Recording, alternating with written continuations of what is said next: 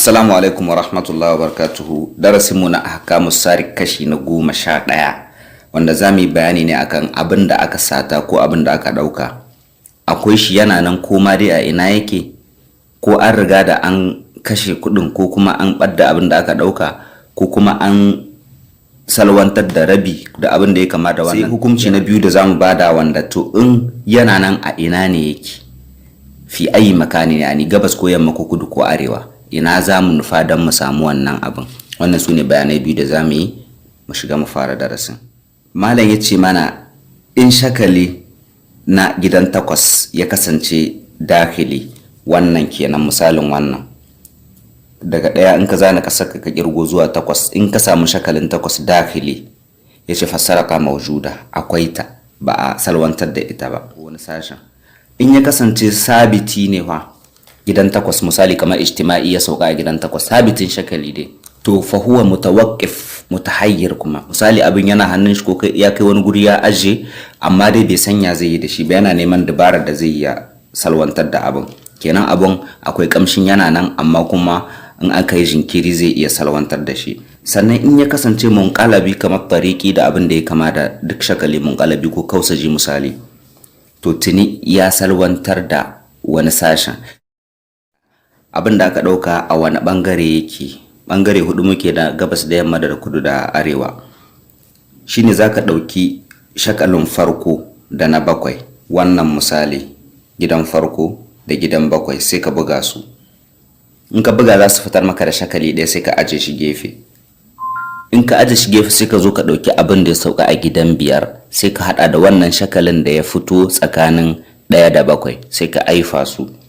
To abin da suka aifa in ya kasance ka gan shi a ummahat 4 farko, to abin da aka ɗauka in za a tafi nema a yi gabas, a gabas yake, saboda wannan suna nuna ma gabas.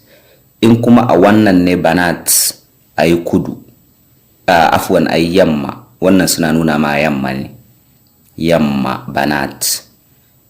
In kuma a wannan jikoki ne hafidat, a yi arewa. In kuma a sawakitu ne, wannan 4 ƙarshe kenan, gidan 13, 14, 15 da 16, shakalin da ya fito a tsakanin waccan bugayyar da kai ta farko ko wannan bugon da kai na farko, to a yi kudu da inda kake a wannan lokacin za a samu wannan abun. Ko da dai ba a same shi ba, kudu yake a wannan lokacin. Abin da za ka yi shine gidan farko da gidan 7 za ka aifa, sai ka aji shakalin a gefe, sai ka ɗauko gidan 5 koma mai sauka, sai ka haɗa su, sai ka aifa su, sai su fitar ma da shakali ɗaya. To shakalin nan ɗaya shi za ka duba, a nan ya sauka ko a nan ya sauka ko a nan ya sauka, wanda nan kudu, nan gabas, nan yamma, nan kudu, nan arewa. Wannan shine bayaninmu.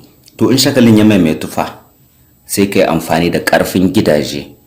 Wane gida ya fi ƙarfi? Ummahat, sannan me? Banat, sannan me? Hafidat, sannan sawakitu. Kenan ya sauka nan sai ya maimaito a nan, misali a sawakitu, da na farko za ka yi amfani. In bai huta ba a nan, ya fito a banat sannan ya fito a nan, za ka yi amfani da wannan. In kuma a nan ya fito sannan ya fito a nan, za ka yi amfani da wannan. Waɗannan sun fi ƙarfi, sannan waɗannan, sannan waɗannan, sannan waɗannan, a jumalta kenan, saboda waɗannan su suke haifar waɗannan, sannan wannan jikokinsu ne, wannan kuma sawakitu ne, jikokin 'ya'yan jikoki kenan. To bayan haka akwai ƙarin bayani wanda in kana so ka san abin da aka ɗauka yana cikin gidan da aka yi zata ko an fita da shi, wannan ma ƙarin bayani ne. In ya kasance gidan 2 dakili ne, ma'ana nan gidan dukiyar wanda aka wasata, misali gidan 2 ramlinka ya kasance dakili ne, to ba a fita da ita ba, ma'ana abin da aka ɗauka kila an sake ɓoye shi ne a ciki, ana jiran wani lokaci sannan a zo a fita da shi, ko kuma sata cikin gida ce, an ɗauka ne an sauya mishi guri, za ka dubi na. In ya zama dakili ne, dukiyar ba ta fita ba, tana cikin gida. In ya zama kuma sabiti ne ha'ilau, zancen iri ɗaya ne, ba ta fita ba dai. Amma in munqalabi ne ko khariji, to a fita waje nema, sai a dibi wannan hukuncin wajen ina za a yi da nema, kudu ko arewa ko gabas ko yamma.